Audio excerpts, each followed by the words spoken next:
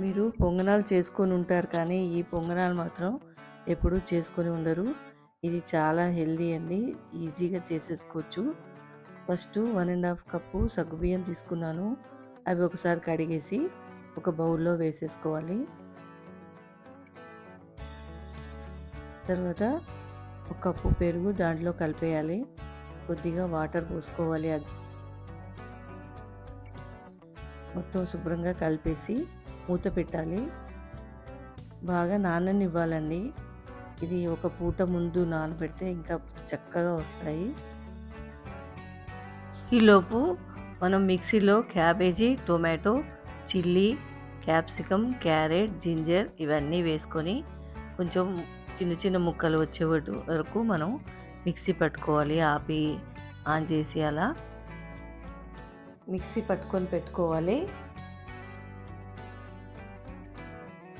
ఇది చాలా టేస్టీగా ఉంటుందండి. పిల్లలు స్కూల్ నుంచి వచ్చినప్పుడు కానీ, ఈవినింగ్ కానీ చేసుకుంటే చాలా బాగుంటుంది. చూడండి ఇలా బరకగా పట్టేసి పెట్టుకున్నాను.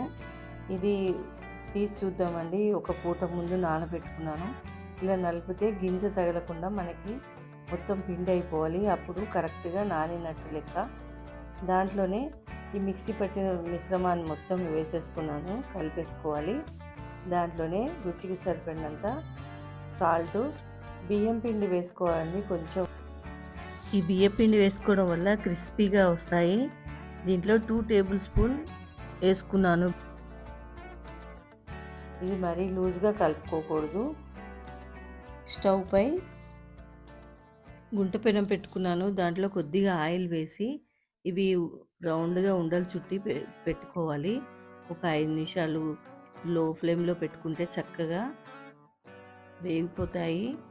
దీన్ని తిరిగేసి మళ్ళీ ఒక 5 నిమిషాలు ఉండనివ్వాలండి. చక్కగా లోపటి వరకు బాగా ఉడికిపోతుంది. పైన క్రిస్పీగా వస్తాయి, లోపల సాఫ్ట్గా వస్తాయండి. చాలా టేస్టీగా ఉంటాయి. అయిపోయిందండి. తీసేసుకుందాం ప్లేట్లోకి. చూడండి ఎంత మంచి కలర్ వచ్చిందో.